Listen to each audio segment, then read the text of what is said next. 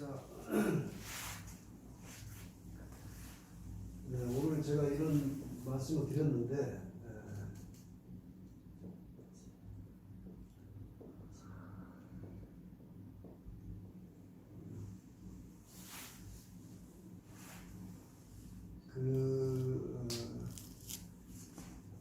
현상계는 기본이 우리가 눈으로 보이는 현상계는 이 방형을 가지고 있어요. 보이지 않는 거는 여기도 있네요. 이론상 이게 우리 한민족의 삼신철학의 도형 기호죠. 그리고 이제 이렇게 원망각이라고 하는 건데, 보이는 현상계, 눈으로 보이는 땅에서의 현상계는 넷이 기본이에요. 이걸 모방이라고 하는 건데, 모방 그러죠? 그래서 이걸 방이라고 하는 거예요. 네모나. 그러니까 모든 현상계에 가장 쓸모 있는 도형은 사방이에요. 그래서 5방, 6방 집은 쓸모가 없어져요. 그래서 이게 네모난 방을 짓는 거고, 이 한자는 이 글자죠. 방이 들어가는 모든 글자는 뭐 하다못해 방법이라는 말도 땅에서의 방법이 말하는 거예요. 그리고 이 네모난 곳은 이게 모서리가 있잖아요. 이 모서리가 요 같은 360도예요. 이건 땅에서 변형된 모서리가 있는 360도죠. 그러니까 이 글자에서 이 안에 십자가가 담겨 있는 게 밭전자예요. 바탕, 밭. 그죠?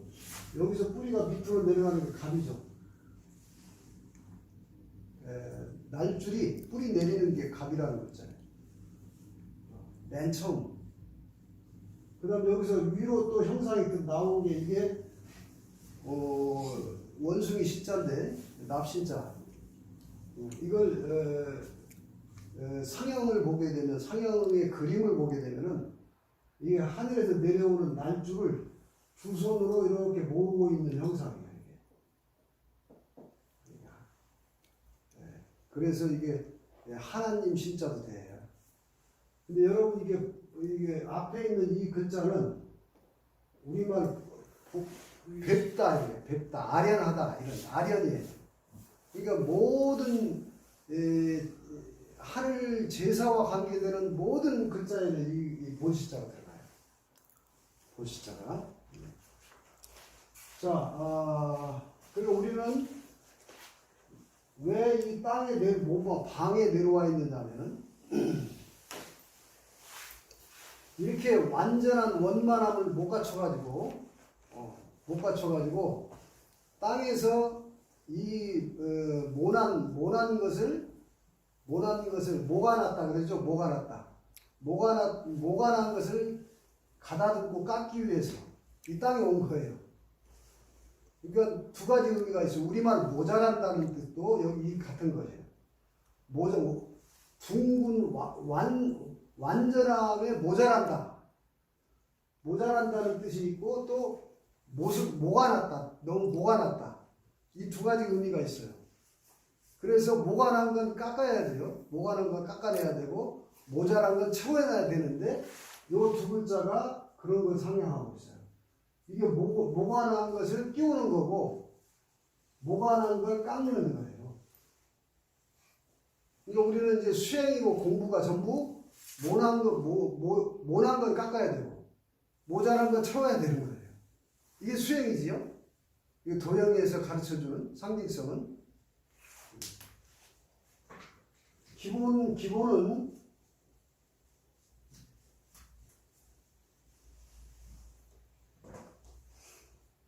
두부도 그래서 네모났기 때문에 한모 두모 그렇게 부르고, 이게 우리 말이 전부 그렇게 연관이 되어 있는데,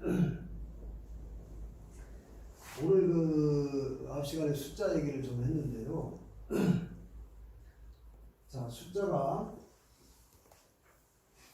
아라비아 숫자로는 기본이 하나, 둘, 셋 이렇게 세 개가 있는 것이죠. 그 다음에 가운데가 다시 4, 5, 6이 있고 뒤에가 7, 8, 9 이렇게 있죠. 요게 이제 요게 중도수예요. 4, 5, 6이 중도수. 이 중심수예요. 이 숫자 중에서. 이렇게 중심이고 이렇게 또 중심인데 일단 4, 5, 6이 중심이에요. 자, 아까 제가 여기서 우리 민족의 우주관인데 우주에는 이 사물이 놀고 있다. 천지 인신이 놀고 있다. 이런 거예요. 하늘은 십관이고 땅은 이제 12지지가 됩니다. 사람은 8개가 되는데 요거는 5가 음양으로 벌어진 숫자예요. 5가 음양으로 벌어지니까 10간이 된 거고 요거는 6기가 음양으로 벌어지는 숫자예요. 그렇죠? 6이 두 배수가 되니까 12가 됐죠? 요거는 4가 음양으로 벌어진 숫자가 되는 거예요. 자, 이 숫자의 개념이 이제 역학의 역수. 그러니까 여러분 역학이라고 하는 게 원래 상과 수를 합쳐서 상수학이라고 하는 겁니다. 이게 수리가 그렇게 중요해요. 숫자가 맨 처음 하늘이 인간에게 부호로 가르침을 펼친 게 뭐냐면 숫자예요. 복희 씨가 숫자를 보고 깨달은 거예요. 숫자를. 그 숫자의 모양을 그러니까 이제 전해진 바에 의하면 황하강 유역에서 황하강 유역에 용마가 뛰어다니는데 그 등에 흑점과 백점으로 그림이 하나가 그려져 있었다는 거예요. 근데 그것이 숫자로 되어 있어요. 1에서부터 10까지 숫자로 되어 있습니다. 오늘 이 얘기를 좀 하나 하고 싶은데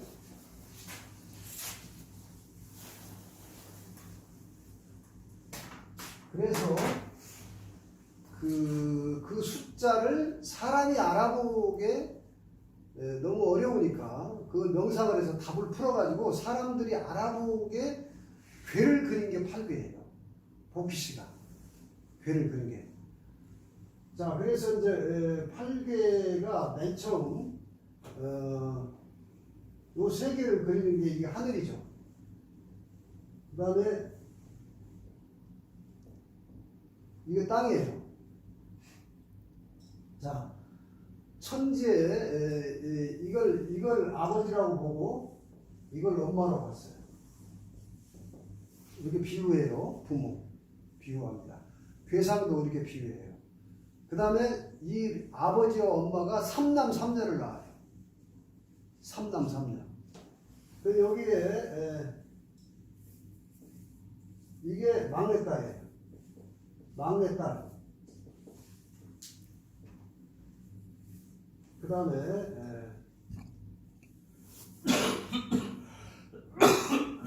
이게 둘째 딸이에요. 아버지 옆으로 막내딸과 둘째 딸이 이렇게 놓여요. 그 다음에 여기 엄마 옆으로 이게 장남의 큰 아들이에요. 이렇게 놓이고 막내딸, 둘째 딸, 그러니까 이제 큰 딸이 남았죠. 셋째 딸이 셋이니까 요게 요 아버지 옆으로 큰 딸이 배열됩니다. 괴상의 배지가 그렇게 돼요. 여러분들이 이제 이렇게 얘기해야 좀 쉽죠. 그 다음에 여기에 이제 여기에 둘째 아들이 이렇게 배송을 시켜놔요. 마지막으로 이제 누가 남았어요? 막내 아들 남았죠. 막내 아들. 이렇게 남아요. 자, 복희 씨가 이렇게 8개를 이렇게 배치해 놨어요. 이렇게 괴를 이렇게 배치해 놨다.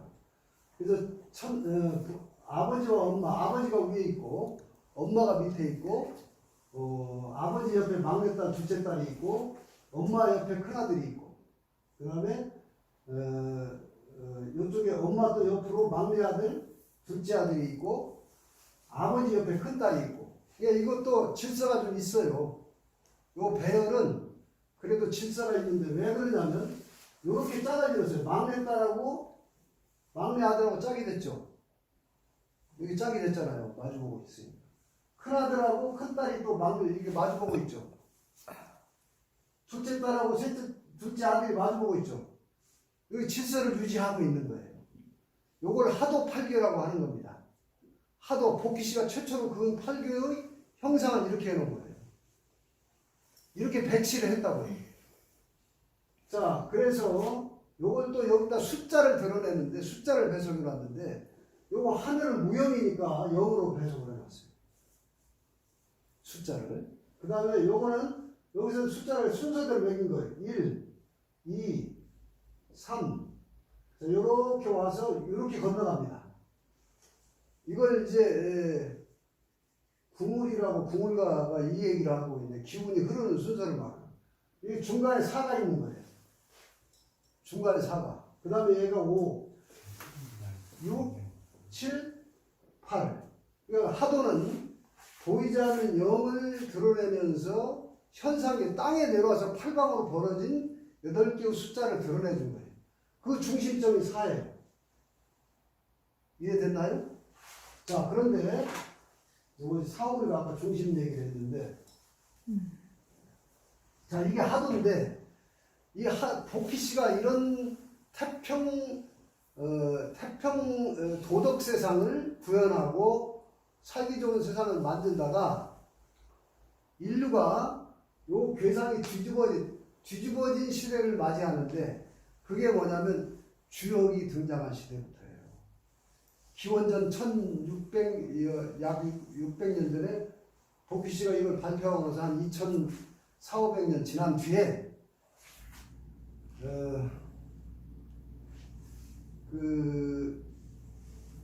요순시대 우왕이 황하에서 거북이한테서 또 문양의 그림을 보고서 저 그림을 이상하게 보고 뭔 이상한 흑점 백점이 뒤집어져서 그려졌는데 복희 씨의 문양하고 다른 그림을 본 거예요. 거북이 배딱지에 그 문양이 그려져 있는데 그래서 그걸 보고 복희 씨가 그려놓은 괴상을 그 이치에 따라서 뒤집어서 그린 게 주역이에요. 문왕이 그걸 그려요. 문왕 8개라고 하는 거예요. 이게 복희 8개예요. 근데 발견은 우리 동의조인 우왕이 했고 그걸 괴상을 뒤집어서 바꾸는 사람은 주나라 문왕이 한 거예요. 근데 이건 어떻게 되냐면 이렇게 됩니다. 이제 자, 이 천지의 중심이 부모가 잡는 게 아니에요. 부모가 밀려나고 여기서 맨 처음에 둘째 아들 얘가 엄마 자리로 들어와요. 그리고 아버지 자리로 둘째 딸이 가요. 이 둘째 딸을 얘가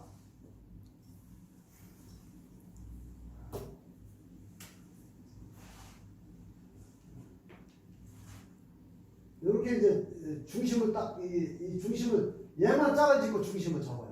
그런데 괴가 어떻게 그려지냐면은 자, 아버지는 일로 밀려납니다. 아니 우선 여기서부터 해볼게요. 여기는 장남이 일로 가요. 장남이 문왕팔계는 장남이 일로 갑니다. 그 다음에 여기가 장녀가 일로 와요. 장녀 큰딸이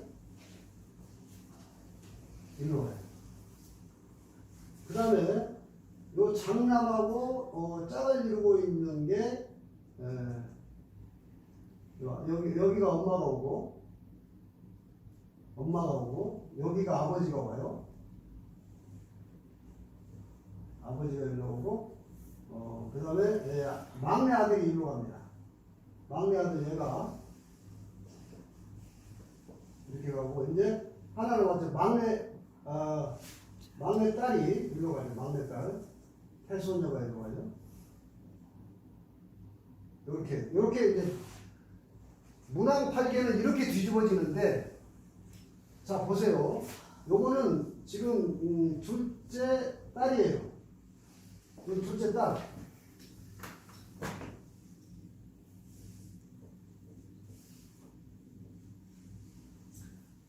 그 다음에 요거 둘째 아들.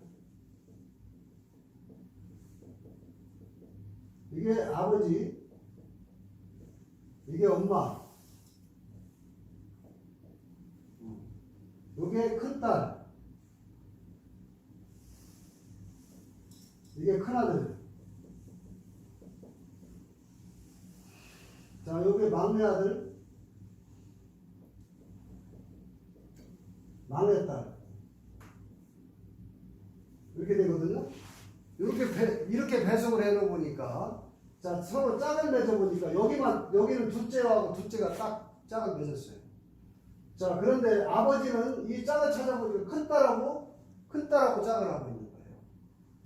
그 다음에 엄마는 막내 아들하고 이렇게 짝을 하고 있어요. 그 다음에 큰아들은 막내딸하고 짝을 이루고 있어요. 자, 이걸 무도의 세상이라고 하는 겁니다. 이게 지금 도가 사라졌다는 거예요.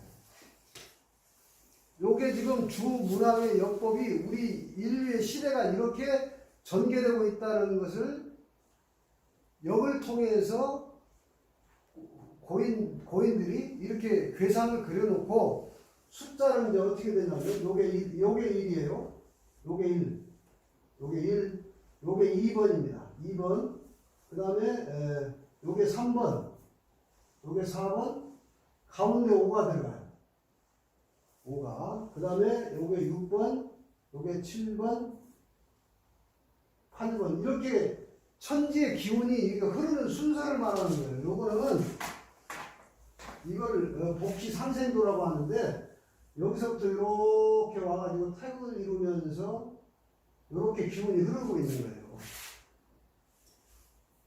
이렇게.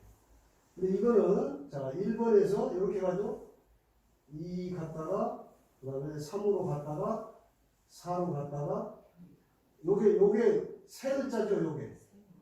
요게 세 글자죠. 그게 이게 양궁쌍을 이 얘기예요.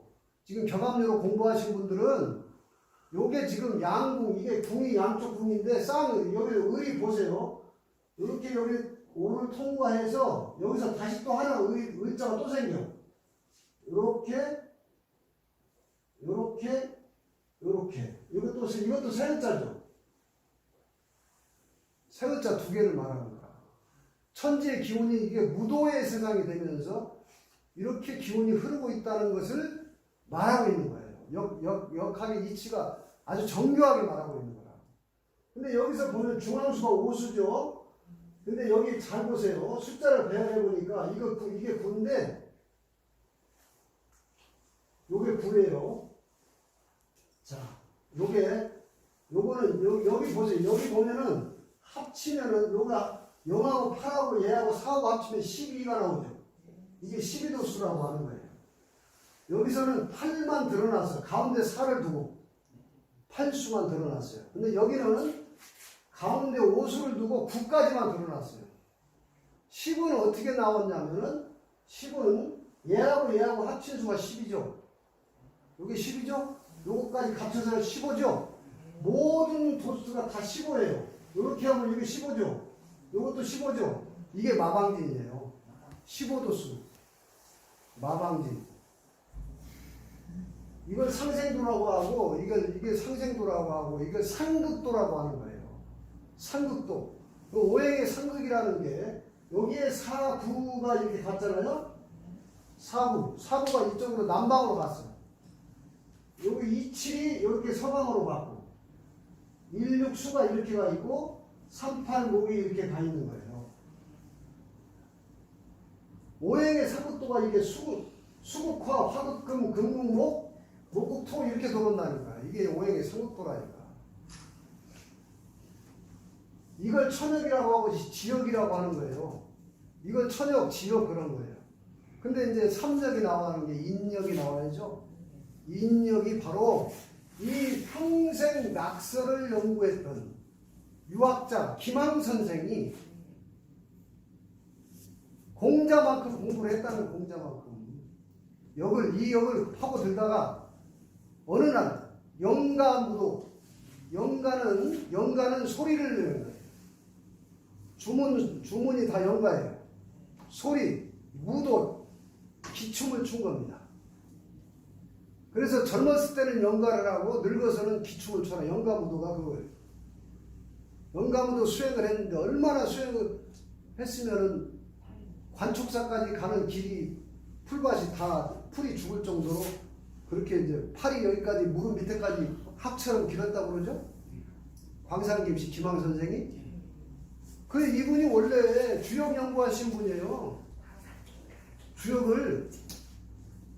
근데 어느 날 갑자기 주역을 연구하다가 자기가 공부한 이 8개의 괴상이 뒤집어져 있는 거야. 하늘에 떠서. 자, 어떻게 뒤집어졌느냐. 여러분, 이게 지금 굉장히, 이게 지금 아주 큰딸하고 아버지하고 사통하고 있고 아주 이 무도의 기운이 흐르고서 이 여기 등장한 이래로 인류는 삼국시대를 사는 겁니다. 전쟁과 끊임없는 투쟁과 오늘 20세기까지 거기서 나온 결실이 뭐냐면 이데올로기예요. 돈을 놓고 물질 자본을 놓고 공산으로 나눌 것이냐 자유민주주의 할 것이냐라고 나온 결론이 이것의 결정판이에요. 물질 자본이에요. 그래서 요거는 12도수고 요거는 합치면 마방진의 15도수예요. 자, 여기서는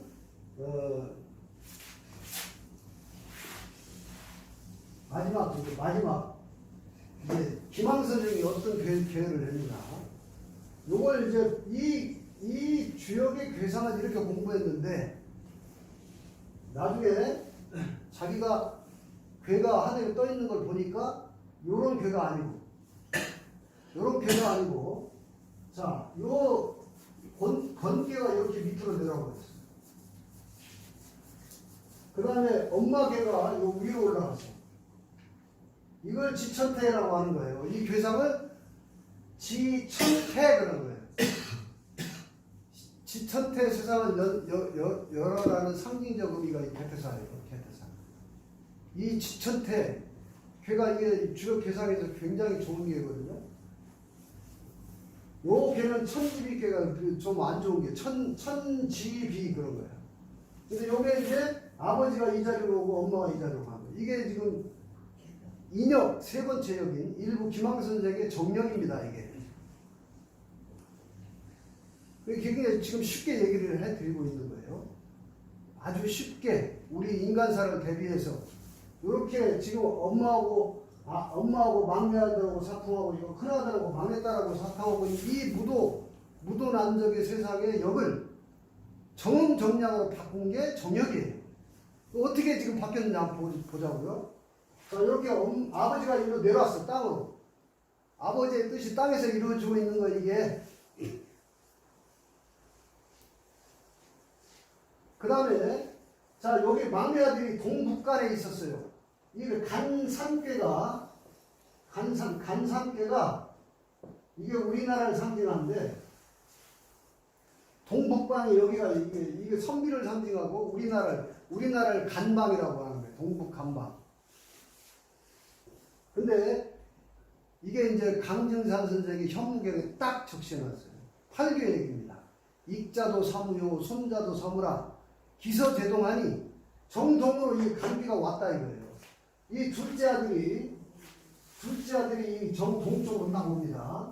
둘째 아들이 얘가 정동방으로 딱 와요. 자, 여기는 막내 아들이 서북방에 제일 추운 데 있었던 거예요. 제일 추운 데 있다가 낙서에서는 일로 옮겨가요. 그다음 용담이라고 하는 정력에서는 정동방으로 딱 옵니다. 우리나라가 여기가 지금 낙서에서는 여기 진장남이 중국이라고.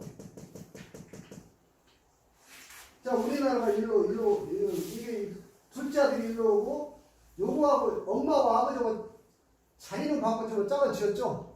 이거 둘째 아들하고 짝을 지으려면 누가 있어야 돼? 둘째 딸이 있어야 되잖아. 둘째 딸이 일로 가요.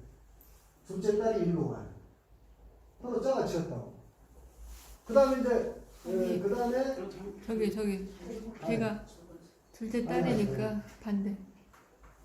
요게 끊어진 게 가운데. 아니 그랬어.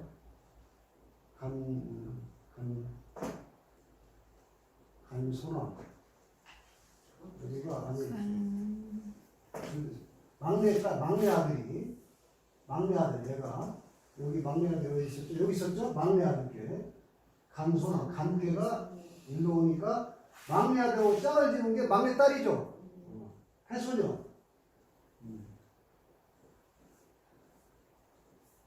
이 용담 일부 선생의 정령은 이렇게 짝을 지어요. 그래서 막내 아들하고 막내 딸하고 동방과 서방에서 딱 짝을 짓습니다.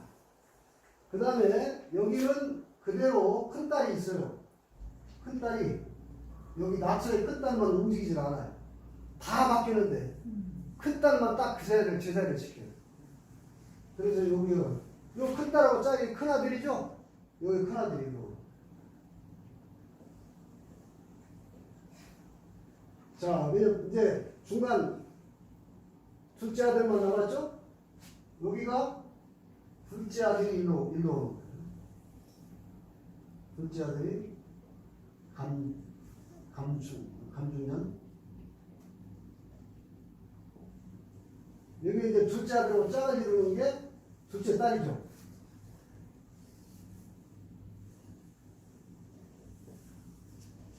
이렇게. 자, 요게 부가 내려와 있고 엄마가 이리로 가 있고 큰딸 여기가 있죠. 큰아들 이리로 가 있고 이게 막내 아들 막내 딸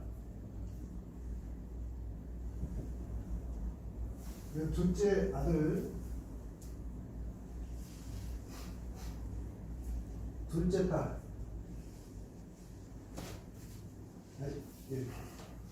자, 보세요. 얼마나 질서를 잡혔냐면은, 큰딸하고 큰아들하고 짝 지었죠? 아버지와 엄마 짝 지었죠? 막내 아들하고 막내딸 짝 지었죠? 둘째 아들하고 둘째 딸 이게 짝 지었잖아요. 이거 완벽하게 이제 어지러웠던 나는 난양의 낙서판에서 이게 정돈이 되는 정음정량으로 괴상을 딱 바꾸는 거예요. 자, 그런데 이건 뿐만이 아니죠. 여기 엄마 옆으로 누가 있는가 보죠. 엄마 옆으로 둘째 딸과 큰 딸이 나란히 있죠. 아버지 옆으로 그 둘째 아들하고 큰 아들이 나란히 있고, 여기에 막내 아들과 막내 딸이 이렇게 질서가 딱 이렇게 잡혔죠. 이렇게. 요거는 엄마 옆으로 큰 딸, 둘째 딸, 셋째 딸. 아버지 옆으로 큰 아들, 둘째 아들, 막내 아들이 딱 이렇게 질서를 잡았죠. 짝을 이루면서. 이게 정력인데 숫자는 어떻게 배워야 되냐면 숫자를 이렇게 배워야 됩니다. 자, 요게 2예요. 2. 숫자로 2예요. 요게 2이고 요게 괴상으로는 짐승을 추상할 때 이거 소예요. 이거 소를 상징하는 괴라고. 그래서 이걸 강정산 선생이 빨리 이 후천 세상에 오라고 소름 훔치 요 괴상을 부르고 있었던 거라고. 훔니치아도래요 훔니함니 사파 이러면서 훔치를 붙이잖아요. 원래 이 조선시대 때 이 충청도 비인 사람 김경학인가 하는 사람이 원래 병마 도축주라고 해서 19자 진원이 있었어요.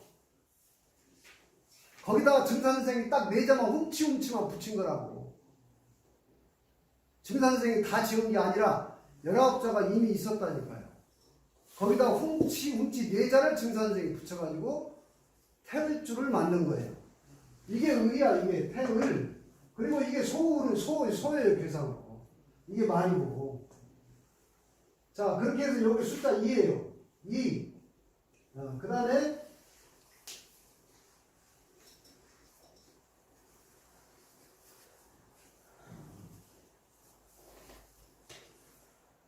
1, 2, 그 다음에 3. 여기가 가운데 6이 들어가요. 여기 이 질서 정렬하게 4, 5, 6 질서를 잡고, 여기가 숫자 6이 들어가고, 아니, 8이 들어가고,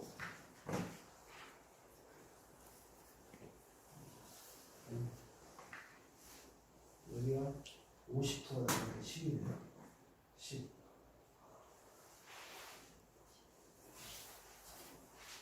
자, 여기가 52가 이렇게 있으니까 여기가 인력수가 들어가고, 인력수. 그 다음에,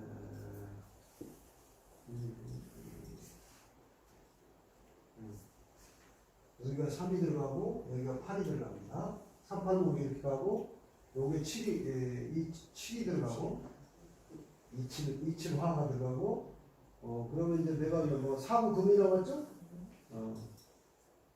여기가 4, 여기가 9 이렇게 되죠. 이렇게 이제 숫자 배열이 이렇게 기운이 이렇게 흐른다는 역학의 후천신앙의 기운을 이렇게 그려놓은 건데, 이 기운의 흐름을 보면, 자 여기서 보면 요거 2, 여기서 2에서 이렇게 3으로 가죠. 3, 그 다음에 여기 4로 가죠. 4, 5, 이게 세 글자죠. 이거 세 글자죠. 한 궁을 이게 세 글자가 이렇게 기운이 흐르는 거예요. 5, 6, 7, 그 다음에 8, 그 다음에 9, 10, 이렇게 이것도 세 글자죠. 이게 양궁 쌍거리 이걸 말하는 건데 무슨 신비한 얘기가 아니고 역학의 기운의 흐름이 요걸 용담력이라고 하고 인력이에요. 이게 인력. 사람의 역. 자, 이 도수는 어떻게 되냐면 잘 보시면은 여기하고 여기하고 합치면은 12가 되죠. 12 되죠. 가운데 전까지 해서 18도수입니다. 이건 18도수라고 하는 거예요. 아까 이 낙선은 15도수고 요건 12도수죠. 가운데 4, 5, 6이 딱 점이 찍혀가지고 중심점을 잡으면서 요걸 이제 김항 선생이 말한 인역이라고 하는 괴상을 이렇게 바꾼 거예요. 질서 정연하게. 이걸 가지고 뭐냐면 정음정량시대라고 합니다. 그런데 주도권은 여기서부터 출발하니까 주도권은 건도 시대가 아니라 건도 모계의 중심을 주도권을 잡고서 이걸 양쌍으로 돌리고 있는 거야. 자, 이렇게 일목요연하게 이걸 우리 민족의 사명이에요. 여러분 지금 연산에서 여기 나왔는데 원래 동이족이 사망오제 시대를 거쳐 사망오제는 다 동이족입니다. 사망오제를 신화서 지금 중국 한족의 역사는 하나라부터 인정을 하고 있는 실제 역사를 하은주로 지금 치고 있는데 그것도 하나라 은나라는 또 우리 동이족의 나라예요. 은나라가 원래 상나라입니다. 상나라 때 원래 연산역이 있었어요. 두 가지 역이 있었습니다. 연산역과 귀장역이 있었는데 지금 이곳 연산하고 똑같은 한자를 써요. 연산역.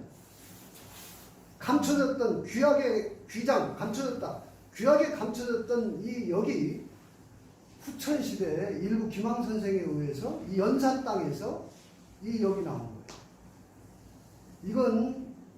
이걸 증산 선생은 후천 5만 년의 설계도라고 완성도라고 할 겁니다. 후천 5만 년을 이 역으로 할 거라고 말씀하신 거라고. 다른 게 아니라. 그래서 이게 요거는 18도수가 이걸 이제 여기를 보게 되면 6이 중심이 되면 어떤 일이 벌어지냐면 여기까지 얘기하고 끝날 것 같으네요. 지금 짧은 시간이지만 자 보세요. 숫자의 배열이라고 하는 건 1, 2, 3, 4, 5, 6, 7, 8 이렇게 가는데 요거 4가 중심 됐죠? 4가 자 그 다음에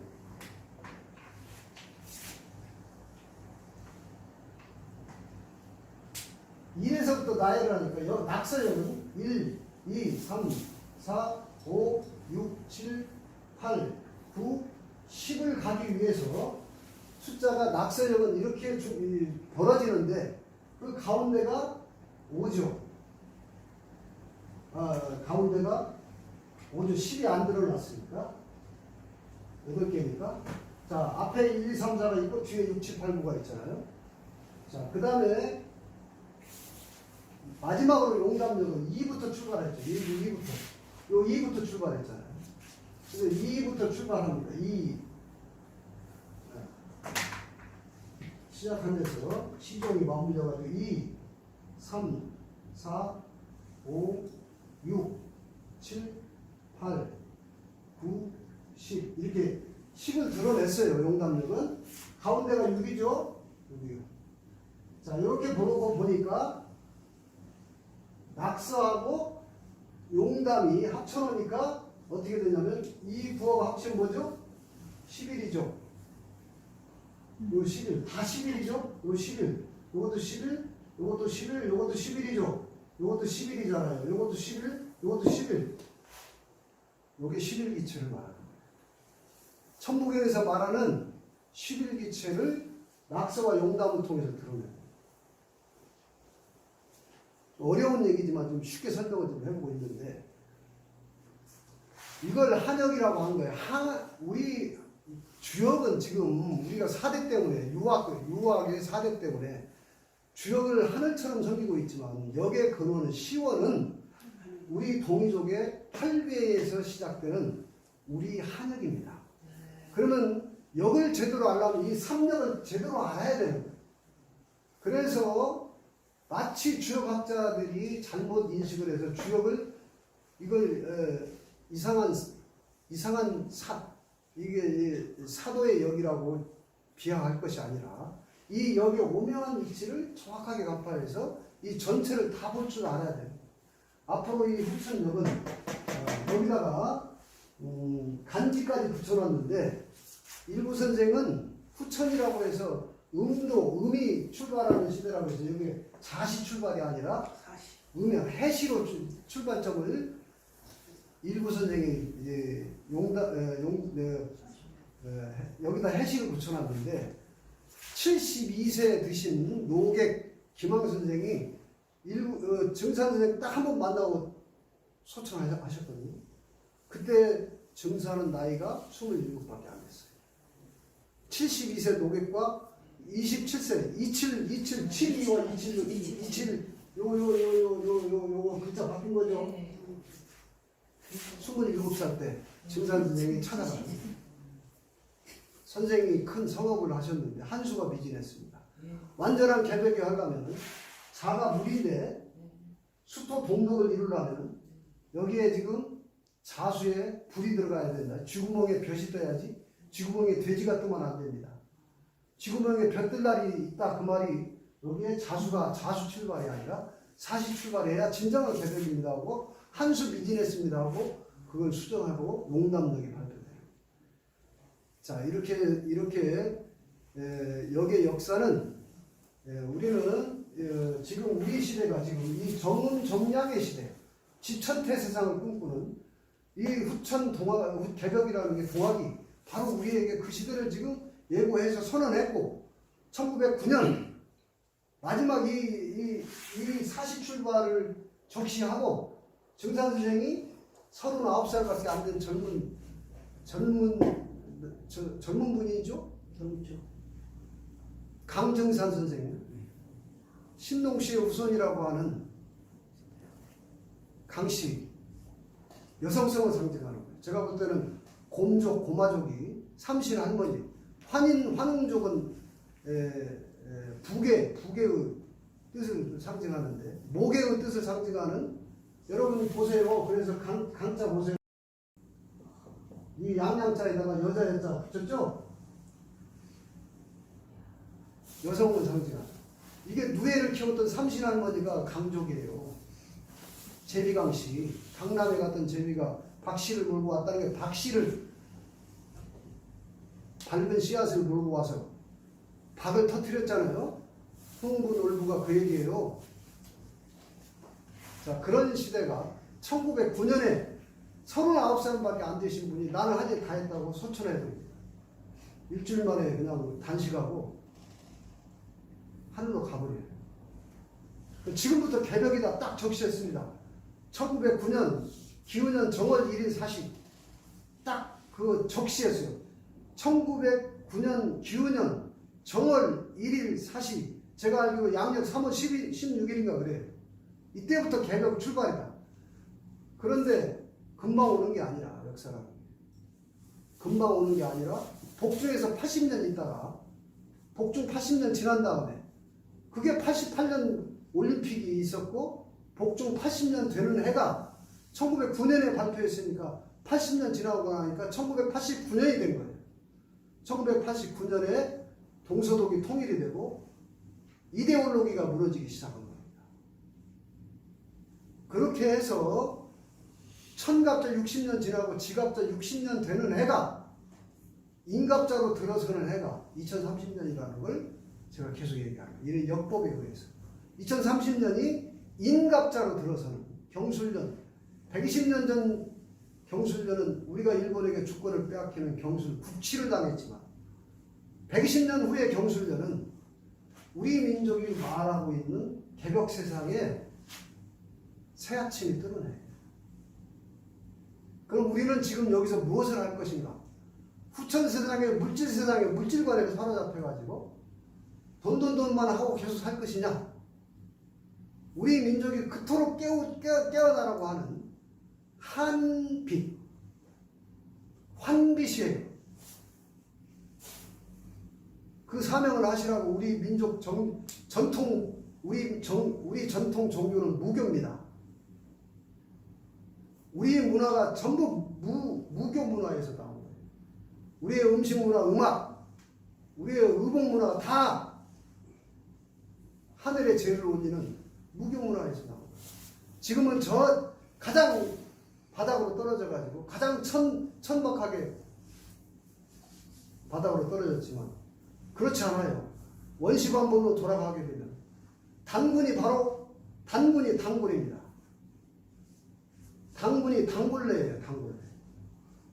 어원이 같죠. 당군이나 전부 무교의 제사장들이 천재를 지냈던, 제정일치를, 제사를 지내고 정치를 했던 그 시대로 다시 원시반복한다 이거예요. 그래서 우리는 지금 2030년 6년밖에 남지 않았어요. 이 시간에 내가 무엇을 잡을 것인가?